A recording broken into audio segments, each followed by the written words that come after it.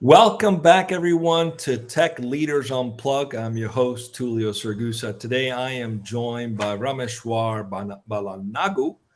You got it right. Being with us today. Yeah, thank you. We're talking about a very interesting topic today. We're talking about the circular economy and enterprise architecture, and we're looking to answer this question, need of the hour for all generations. This is going to be a very educational show. I'm looking forward to it. I'm going to look forward to it mostly because I'm going to learn a lot myself. So hopefully those of you watching will also get some insights from this. But before we get started, let's get to know our guest a little bit.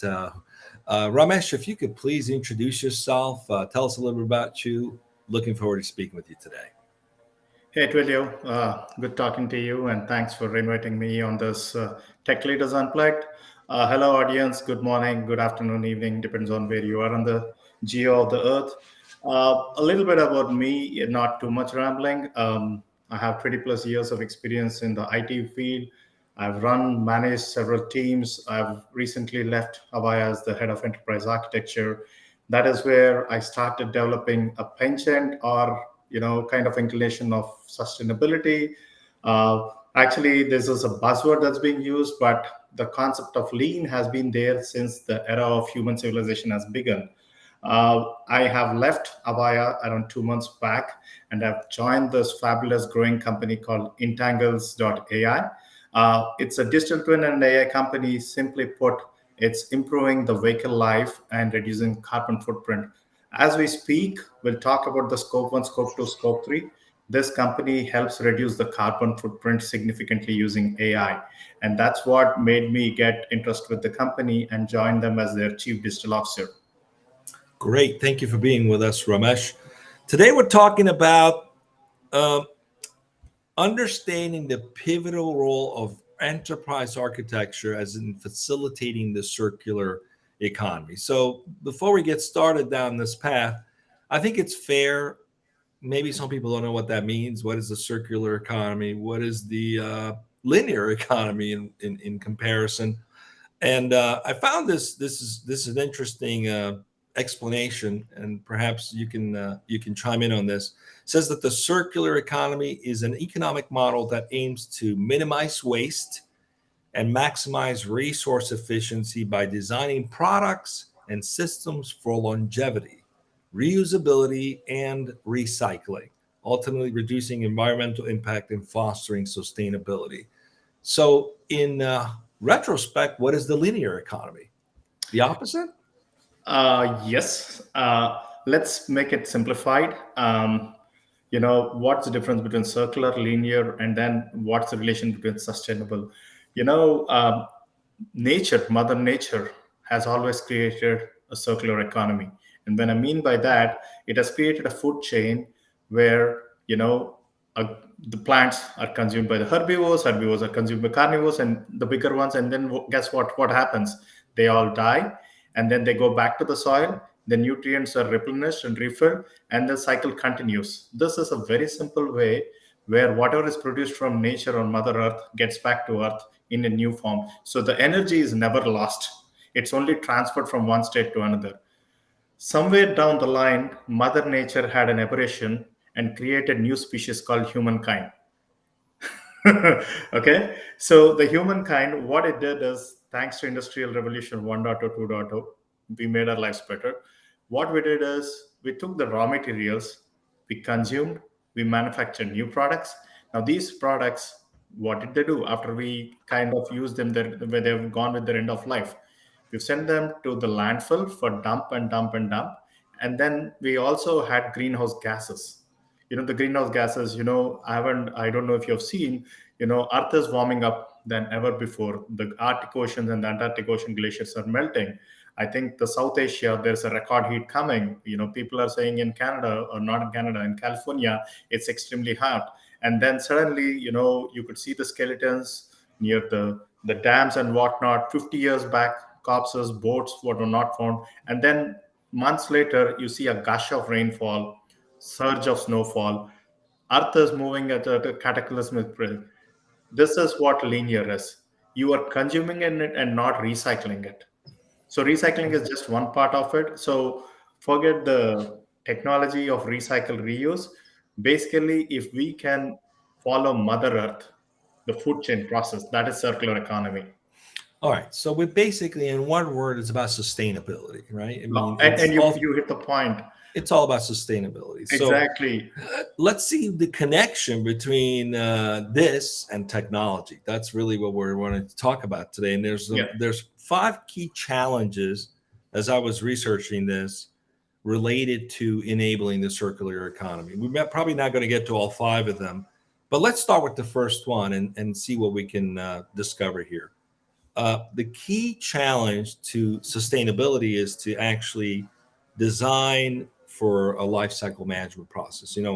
And so the first question I have for you, I'd love to get your input, is how can enterprise architecture promote sustainability in their design and also promote life cycle management, enabling organizations to basically create products and services that minimize waste, promote reusability, and maximize resources efficiency? So, what can companies do to make this possible? So enterprise architecture is all about optimizing, simplifying, and automating. Very simple. It's all that's how you do that. And the way you do that is there is waste across the business and in terms of what we call as a value chain.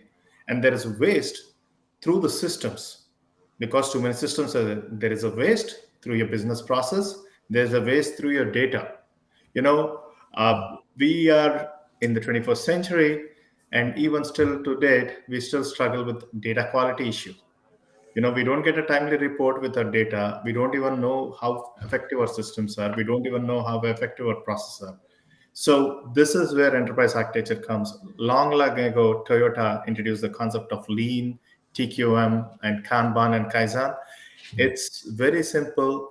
Understand your value chain, reduce reduce waste, identify bottlenecks, streamline the process. So we've always had this lean concept, but we're just putting a sustainable angle on it, making it more glamorous. But the goal of enterprise architect or the nirvana is, identify the bottlenecks, both across the value stream, supporting your customer, the journey that he is going through. If instead of going through 100 clicks, maybe you just make it 25 clicks or 50 clicks. What is happening is it's actually reducing the number of system interactions, thereby the carbon footprint is actually being reduced. So we never put a carbon angle or a sustainable angle. If we can improve the journey and reduce the time to get to a point, that actually accelerates your sustainable angle. And this is what every EA wants to do. Our goal as an EA is, guess what? We want to reduce the number of systems, which reduces the carbon footprint because you will have less cooling from your data centers, which is consuming more carbon. People now, we are dumping solar, data centers into the sea so that they are cool. But I am not 100% sure is that having a flora and a fauna effect in the ocean. I've been doing a lot of Google research on it. The thing is, if you put this massive data centers into the ocean, what kind of a heating impact it is causing, I don't know. But all it is the less, or if you can understand the journey and put some design thinking across your customer, you definitely have a chance to become lean and improve your carbon reduction footprint as well. Very interesting. You're speaking my language, speaking about design thinking. So, besides a context shift in how we think about sustainability, and I love the example you gave earlier in terms of how nature works. It's an interdependent model. It's not a codependent model. It's one that's serving itself constantly. There's a lot of lessons we can learn about leadership and how to be good humans from that too. But let's, going back to the beginning, I would say, I don't know if you would agree with this, probably the supply chain is contributing to continuing this linear economy, right? This linear environment. So how can supply chain, for example, be optimized so that the enterprise architecture can support a circular principles. For example, by facilitating tracking, sharing, analysis of data throughout the entire value chain. So, what can we do around the supply chain that often is contributing to the problem in creating a supply chain environment that supports this circular economy? Uh, you know, I talked about nature creating a bad gene called human, but also nature also made the human with a good gene called intelligence. Our level of intelligence and our penchant to evolve with the technology has been at the forefront. This is what excites us as human beings to be better people. In the past, logistics and supply chain was a nightmare. Yeah, but now thanks to the technology, there are concepts like digital twin and AI, which actually help you understand your system end to end. When you talk of supply chain, I will correlate it to a scope three emissions. And what I mean by scope three is it's an indirect way where you and your partner or you and your customer are interacting. In the past, we did not have technology where we did not have any visibility of what was happening. Let's say you wanted to buy an apple, very simple example. All you had to do was go to the grocery store and buy that apple, but you don't know from where it came, how much of carbon was it consumed. There is let's not just talk of carbon, let's talk of sustainability. Was there any child labor used? Or it could be something like that. But now what happens is with the help of technology, we'll take this example of AI and just say supply chain and ERP systems. You know your system well when an order has been placed, but you don't know where the apple has been procured. Now, by integrating the technology their with their platforms using open collaboration tools, you get this lineage. You can take this lineage and say, this was this orange or apple was occurred from Ghana or India or somewhere else. You could stamp that into the blockchain, and then you have the visibility that this. Everybody is talking of circular economy, sustainability, but guys, let's understand, it is an evolution, not a revolution. Evolution takes time. We can't jump off where we are and say, what, from today, now I've heard a buzzword called regenerative thinking, sustainable thinking, all new buzzwords. It takes time. The concept of design thinking itself, we are still evolving to it. So what we can get is step one, as we collaborate, we get more transparency using open technologies. You have all this. And then from there, remember this famous statement, what cannot be measured cannot be managed. The first thing what you do is when you have this open collaboration and have the lineage, you at least know where the apple is coming from, and if there's a carbon footprint, you can record it in the blockchain. So technology is coming to the rescue of humans to improve and foster supply chain. Again, this is where your scope 3 falls in. So once we baseline, where it is going, where the carbon footprint is coming, we can take a sustainable angle. Maybe we can see how the apple could be made better, or how we could eliminate child labor. Sustainability is not about carbon footprint, it's about the overall wellness of planet Earth. You said a few things I want to dig into a little bit. Number one, obviously, knowing what to measure is the first step, right? And along those lines, you talked about an apple, right? When we go to a grocery store, we adopted this label that tells us what's in the product. Correct. Right? And what it's made of. It sounds as though perhaps we need to adopt something similar that speaks to what processes were followed to develop a product. It doesn't necessarily have to be food, in terms of its sustainability, how much carbon footprint it took, et cetera, et cetera. Right. So what policies need to be in place? Because ultimately this is going to be, just like the FDA controls certain policies and the food, in terms of labels, for example, what policies and regulations need to be in place to support this kind of transparency?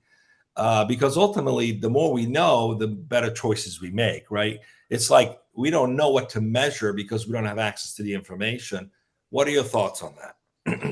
So I think the industry is moving on it. I think GRI 306, which if I'm not wrong, is a regulatory act that is coming up and saying to assess the waste and the materiality impact of, if you had produced an apple, what is the amount of wastage that's happening. Now today, if you see on an apple today, all you see is a barcode. The barcode is telling you the price of it. That's it. And it gives you the SKU number, and then based on the SKU, when you scan it, you get the barcode, the price of it.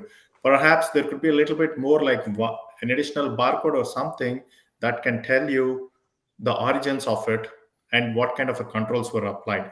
Now, this is an education. Since you asked me this question, and I'm just telling it. uh, I think, not the apple but the packaging could definitely tell. So for example, today in the pharma industries, what they do is they send the lot number and the batch number and the expiration date, because they need to know from which company it has come, which batch. Let's say, the drug, the medicine had a infection or a bacterial infection, whatnot. Then same thing with an apple, they do a recall. When you do a recall, you know from which company it has come and which batch and what expiry. Perhaps the same technology could be expanded and saying, what, this we followed, it emitted so much amount of carbon dioxide, and then this was the protocol, or these were the standards coming.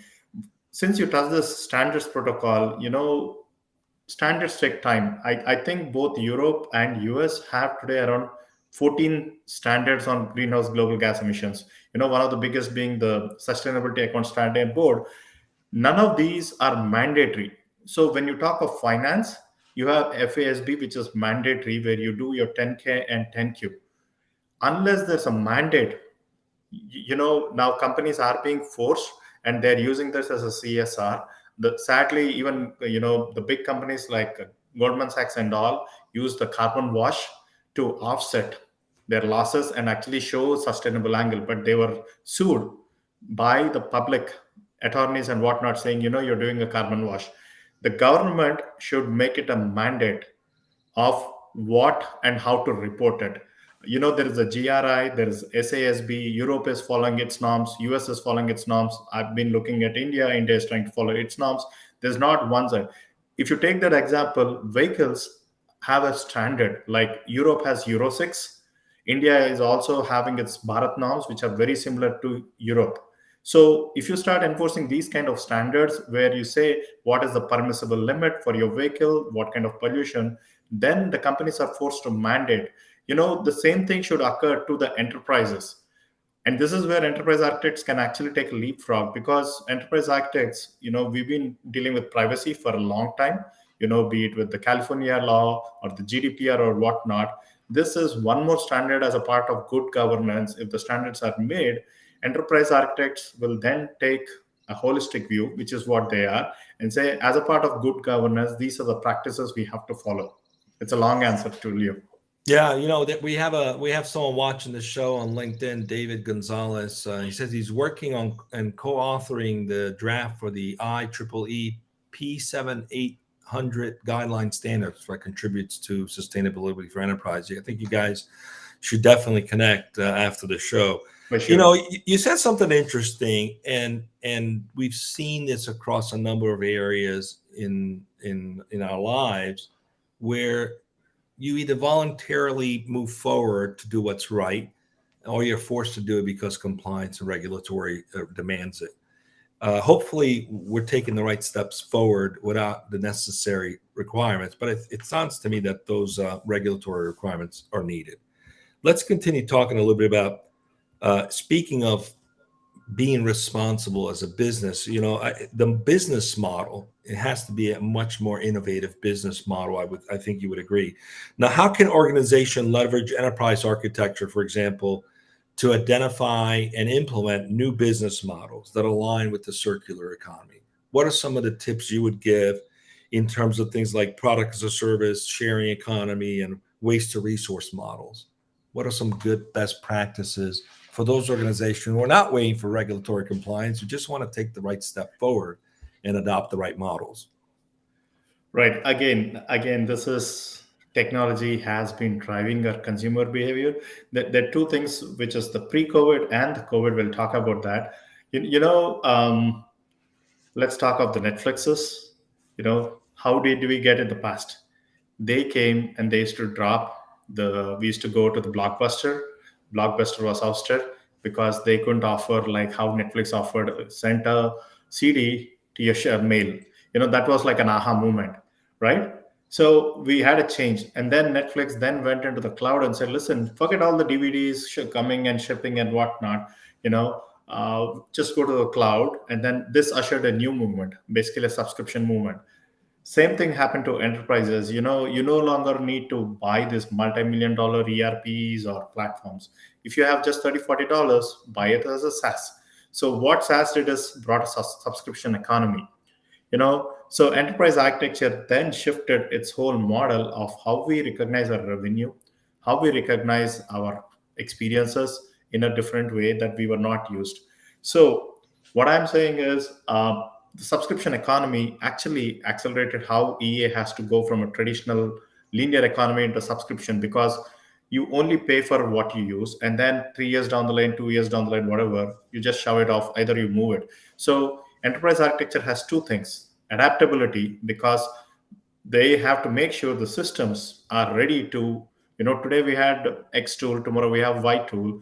They need to make sure no matter what it is, the basic functionality is there.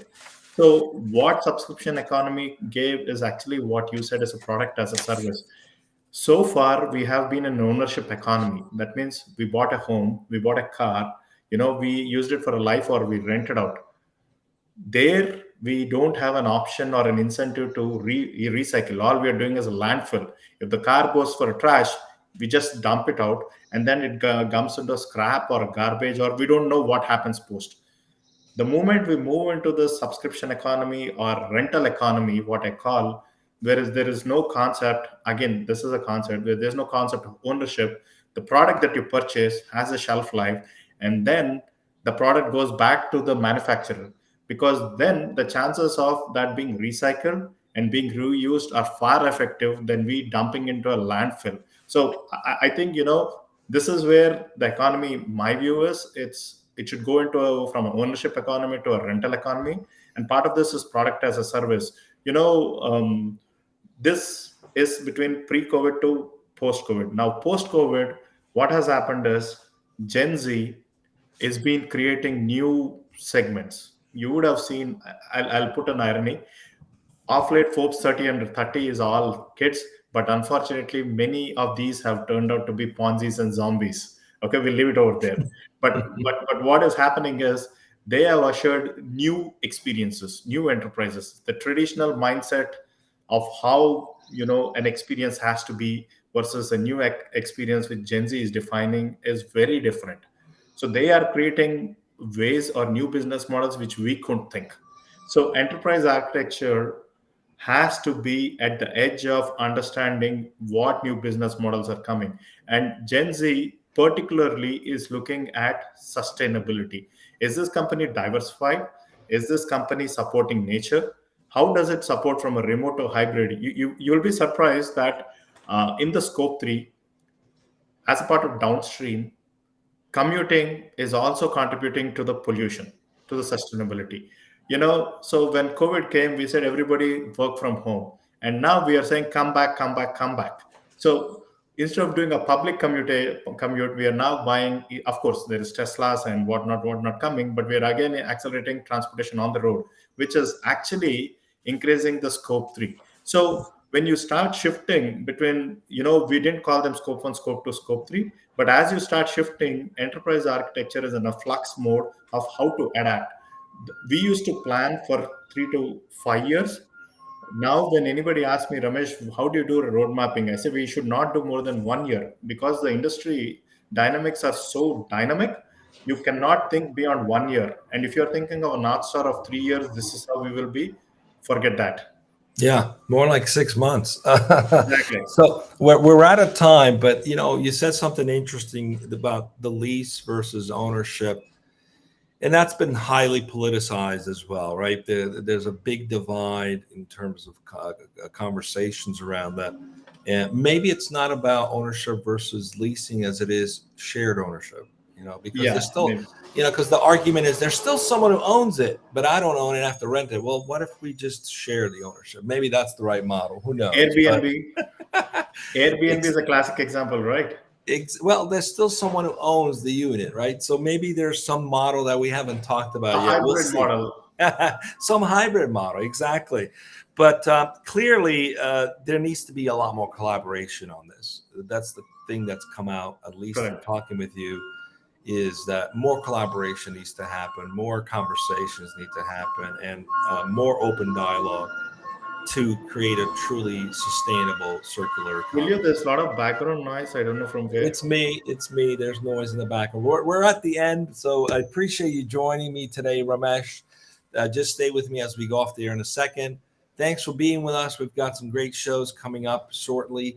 Stay tuned every day at 9:30 a.m. We will be filling up the roster on the show. We've just gotten started. We've got Ravi Sankar coming up, who's Enterprise CTO of Microsoft, Gary Sorrentino, CIO at Zoom, Daryl Bracken, CEO of Logitech, and Gil Rosen, who's the CMO at MDocs. Those are some of our upcoming guests. We've got many more scheduled, so stay tuned, 9:30 a.m. every day of the week. And thanks for being with us. Enjoy your weekend, and stay with me as we come to the end. Take care, everybody.